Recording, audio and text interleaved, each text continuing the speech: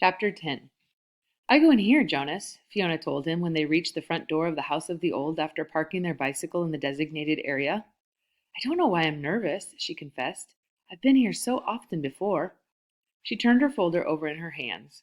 Well, everything's different now, Jonas reminded her.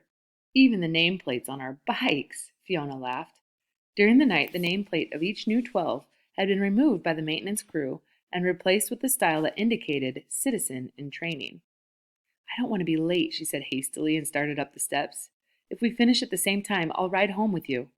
Jonas nodded, waved to her, and headed around the building toward the Annex, a small wing attached to the back. He certainly didn't want to be late for his first day of training either. The Annex was very ordinary, its door unremarkable.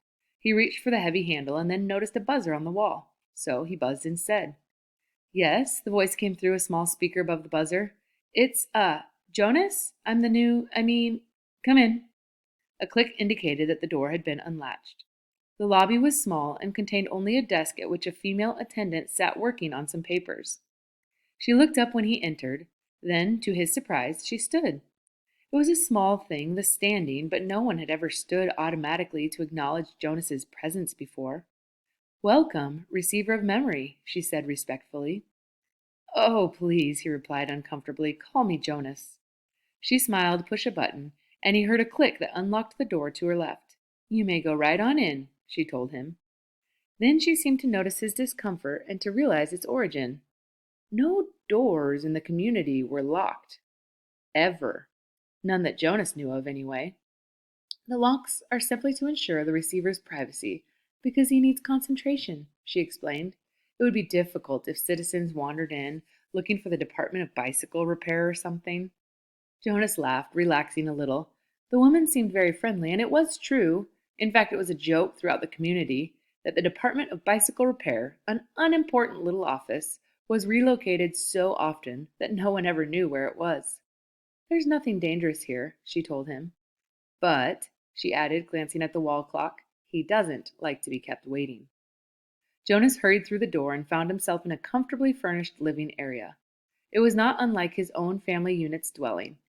Furniture was standard throughout the community, practical, sturdy, the function of each piece clearly defined, a bed for sleeping, a table for eating, a desk for studying.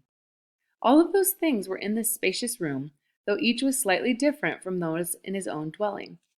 The fabrics on the upholstered chairs and the sofa were slightly thicker and more luxurious. The table legs were not straight like those at home, but slender and curved with a small carved decoration at the foot. The bed, in an alcove at the far end of the room, was draped with a splendid cloth embroidered over its entire surface with intricate designs. But the most conspicuous difference was the books.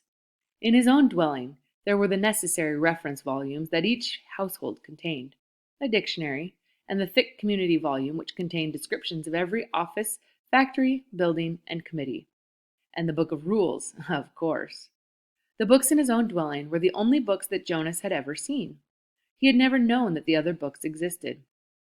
But this room's walls were completely covered by bookcases filled which reached to the ceiling. There must have been hundreds, perhaps thousands of books, their titles embossed in shiny letters. Jonas stared at them. He couldn't imagine what the thousands of pages contained. Could there be rules beyond the rules that governed the community? Could there be more descriptions of offices and factories and committees? He had only a second to look around because he was aware that the man sitting in a chair beside the table was watching him. Hastily, he moved forward, stood before the man, bowed slightly, and said, I'm Jonas. I know. Welcome, receiver of memory. Jonas recognized the man. He was the elder who had seemed separate from the others at the ceremony, though he was dressed in the same special clothing that only elders wore. Jonas looked self-consciously into the pale eyes that mirrored his own. Sir, I apologize for my lack of understanding. He waited, but the man did not give the standard accepting of apology response. After a moment, Jonas went on. But I think, he corrected, reminding himself that if precision of language were ever to be important, it was certainly important now, in the presence of this man.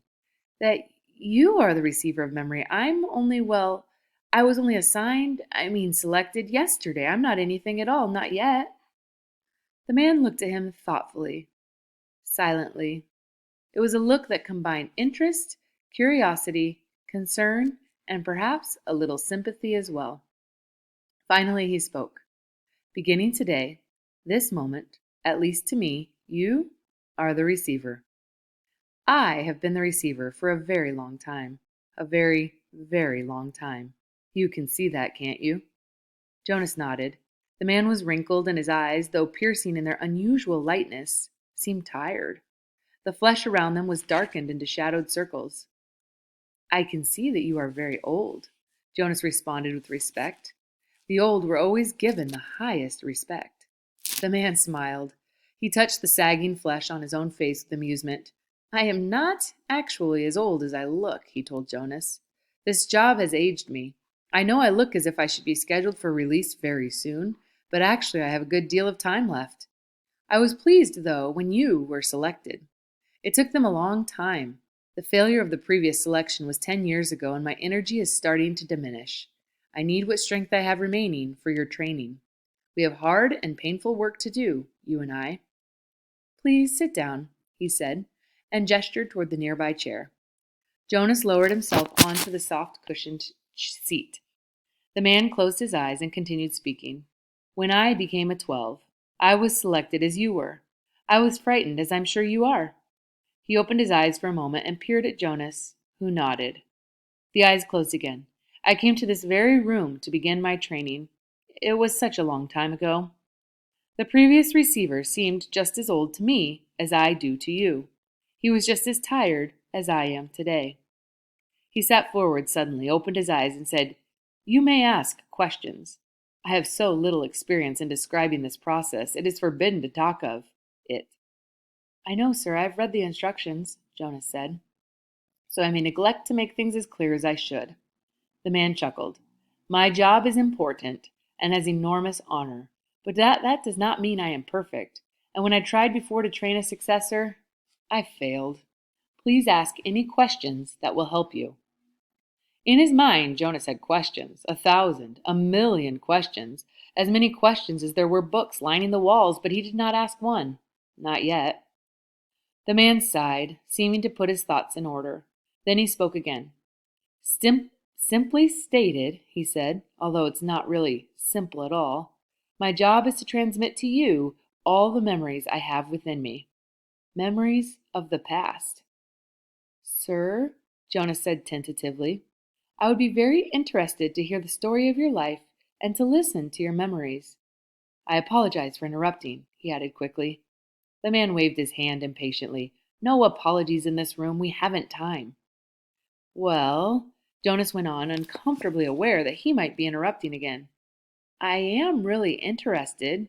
I don't mean that I'm not, but I don't exactly understand why it's so important. I could do some adult job in the community, and in my recreation time, I could come and listen to the stories from your childhood. I'd like that, actually, he added. I've done that already in the house of the old. The old like to tell about their childhoods, and it's always fun to listen.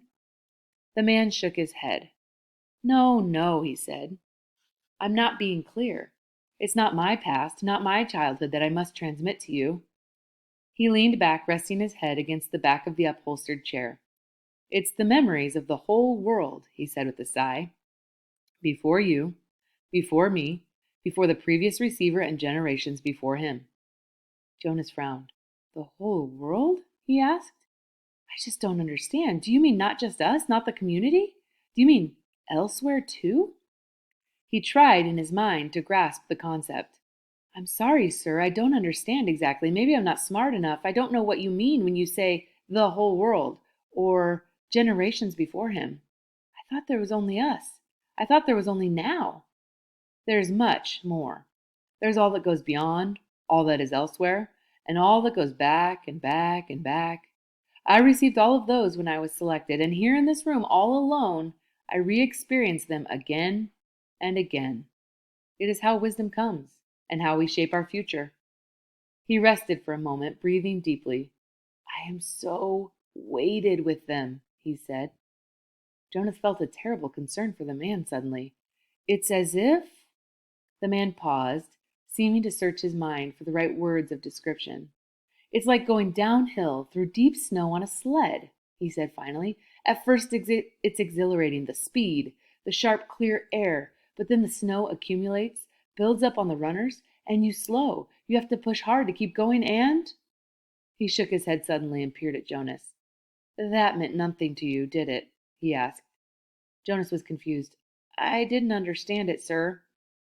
Of course you didn't. You don't know what snow is, do you? Jonas shook his head. Or a sled?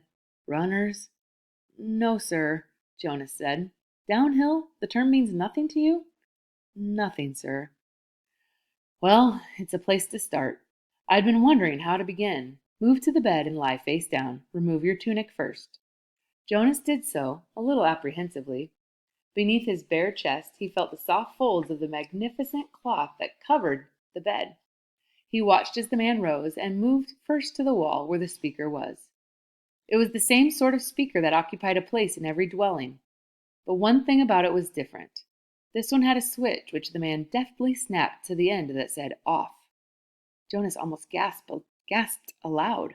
To have the power to turn the speaker off, it was an astonishing move. Then the man moved with surprising quickness to the corner where the bed was. He sat on a chair beside Jonas, who was motionless, waiting for what would happen next. Close your eyes. Relax. This will not be painful. Jonas remembered that he was allowed, that he had been encouraged to ask questions. What are you going to do, sir? He asked, hoping that his voice didn't betray his nervousness. I am going to transmit the memory of snow, the old man said, and placed his hands on Jonas's bare back. So that's the finish of chapter 10. So we kind of get to find out a little bit more about what this job is like. Please go to your packet, and I want you to add the giver to the front page where we have a list of all the different characters and answer your questions in complete sentences from chapter 10.